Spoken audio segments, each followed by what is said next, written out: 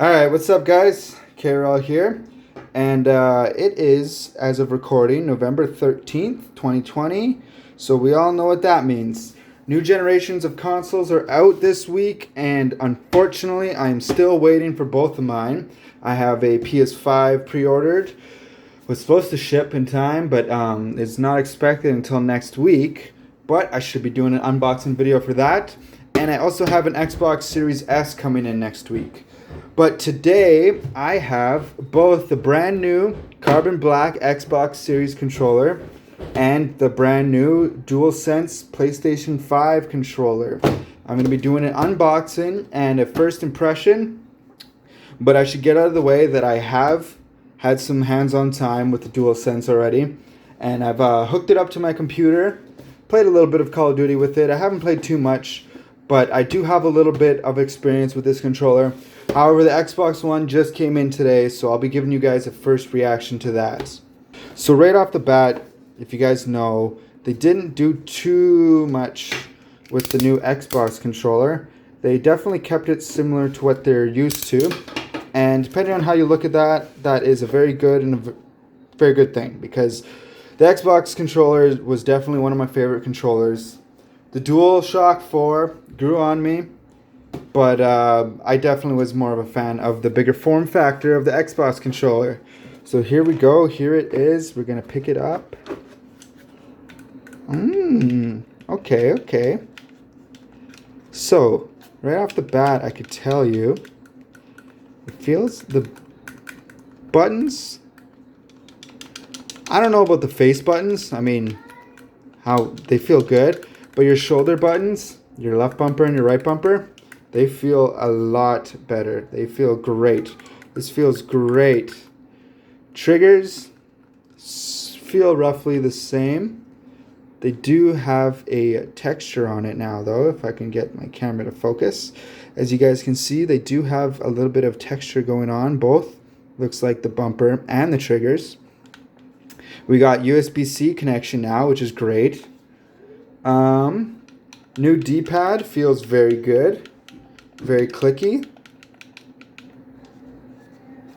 Something about the guide button looks a little different. And it honestly looks like a third-party PowerA controller right here. That's just my thoughts. Sticks feel good. Always felt good. Still feel good. And we got the brand new share button here. I'm definitely going to use this on my Windows 10 PC and get an idea of how this plays in game. But so far this is really good. This feels really good. Let's pop the batteries in and get that flashing Xbox logo. So it's still no rechargeable batteries, unlike the DualSense and the DualShock 4. But that can also be a good and a bad thing, depending on how you look at it, because there are issues with rechargeable batteries too, right? And you can always buy your own rechargeable battery pack and use that. That is in. There she goes. Now it's not going to connect to anything, and I do not have time to slap it on my computer right now. I'm just trying to quickly get a video in, but I'd say, yeah, it feels really good. I will give this a try this weekend, as I'm still waiting for my PS5, but I like it. This feels good.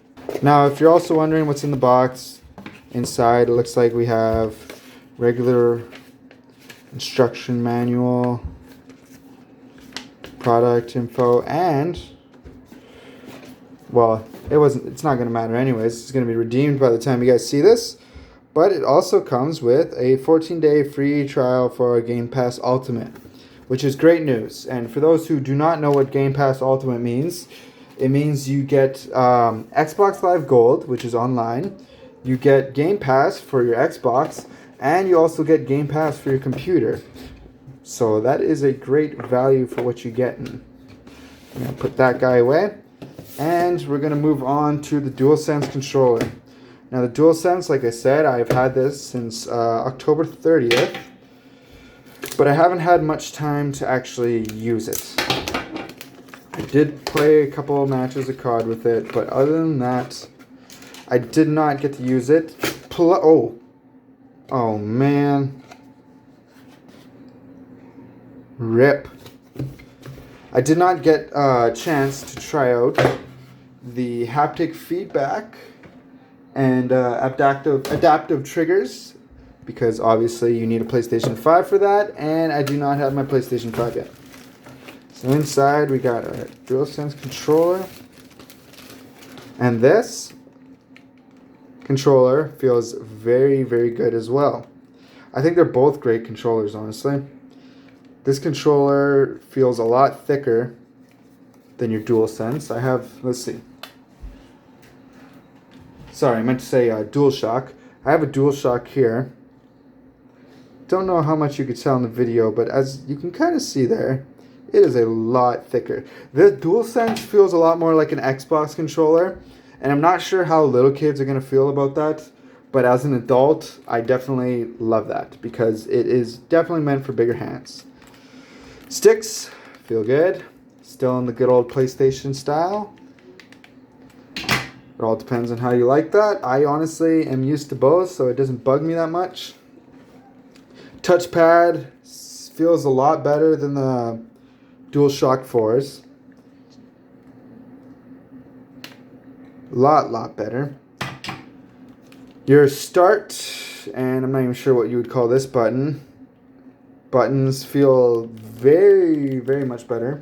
Because on the DualShock, if you actually look, they're a lot more flat and in line with the controllers, as you can see here. But on the DualSense, they definitely pop out a lot more, as you can see here. And that equals a more clickier feeling, and it just feels overall better. Your L1, L2, R1, R2 feel very, very good. They are definitely bigger buttons and a bigger trigger as well. So, like I said, adults, I feel like you're going to like this controller a lot more than the DualShock 4. But you guys let me know in the comments down below which controller you prefer the most. We have our on and off button for our microphone. I'm not sure how much I'm actually going to use that, but it's always good to have. No excuse to not hop on chat with the boys. We got, if you look actually, the ends at here are more like flush here compared to the rounded edges of the DualShock 4. So it makes for a different feel, and it feels very good. USB-C as well, which is great. We're finally all on USB-C. We can get rid of micro USB because no one needs that crap no more. Let's see if we can turn this on. There we go. There's the blue. Now another thing I ended up purchasing as well was this DualSense charging station, which to me kind of looks like a mini PS5. And what it comes with a separate AC adapter. All you gotta do is plug it in, and you just pop your controller on like that. It'll sink in. Oh, not a good angle. Sink in, and it'll start charging. I don't have it plugged in right now. Just took it out of my regular spot. But for $40, yeah, it's a little bit of a steep price for a charger, but it definitely helps showcase your controller as well, and you can always make sure that you are charged, because I guarantee, and I'm already reading about it, that all these new features inside the DualSense controller are gonna eat your battery. You are gonna fly through your battery very fast using those new features. So there you go, guys. We have our both new generation controllers. We have our Xbox Core Series controllers, I believe they're going by. Again, feels great. I very, very much like the new bumpers. Triggers still feel good. D-pad, honestly, is a very big improvement over the old Xbox controller. I don't know where mine is right now, otherwise I would compare it. But in overall, feels like a very great controller.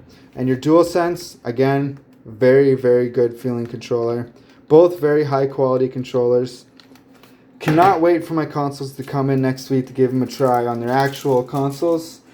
But that is all for today, folks. Thank you for watching. I do plan on getting back into YouTube content, so if you're interested in that, please subscribe and follow me on Twitter at TheRealKRL204. I definitely stay active on Twitter, and you guys can keep up to date with when I'm going to be streaming and uploading new videos. Thanks for watching, guys, and we'll see you next time.